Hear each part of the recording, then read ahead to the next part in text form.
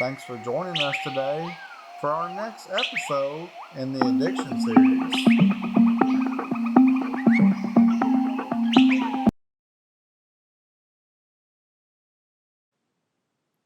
So at this point, I was 33 years old and I'd got over the opiate addiction. I felt really excited about life again. I was starting to be able to see my sons on supervised visitation, which was a start. It wasn't where I wanted to be. I really hated that, but I was able to see them with supervision. And what we did was use my mom. So I got to see them. So that was great. Things were starting to change. I was starting to feel normal again, was starting to feel excited about life. It was such a blessing for me that I was able to get over the opiates. They had such a strong hold on my life. They controlled everything about my life. So at this point, living in the house that I lived in the hood is what we called it, the neighborhood, where it was just constant partying. People would just pull up into my driveway over to my house, showing up with liquor, smoking, doing, all kinds of different drugs.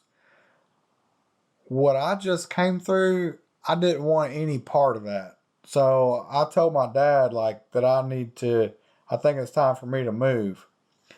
And he had a farm about an hour away down in the rural part of the state. And I ended up moving down there to get away from the city, to get away from all the partying. Um, Coming through what I had, I didn't want to take a chance on getting sucked back into that life. At this point, I wasn't taking any opiates.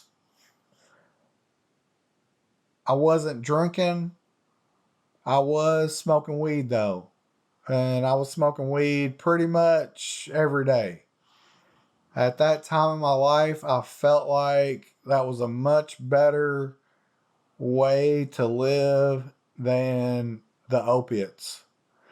So moved down there with my dad for a while, and then I started talking to a girl that I actually went to school with, to high school with. She was a couple years younger than me. She was 3 years younger than me, actually.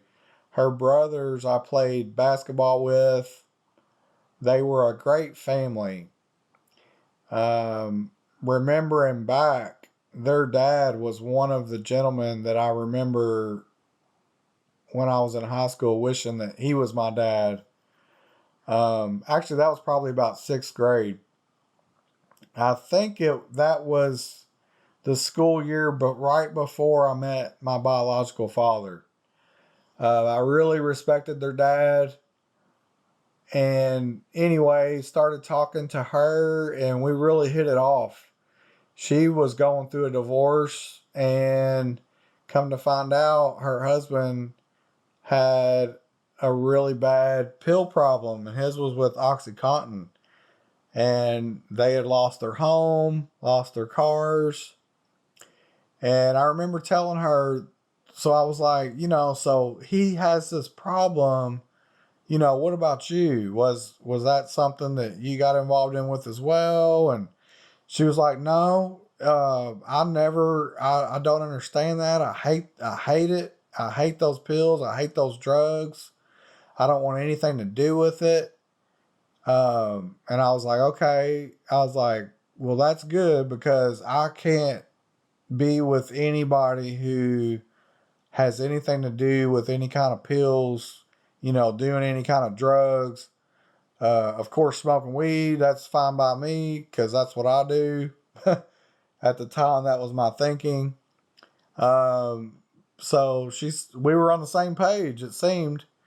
And we began to date. Things were going really well. everything that I seen from her, like behavior, like I didn't see that it looked like she was on any kind of drugs or anything. So we continued to date, and things were going really well, and I was really excited about life. Was starting to get to see my sons unsupervised at this point, so things were really beginning to look up.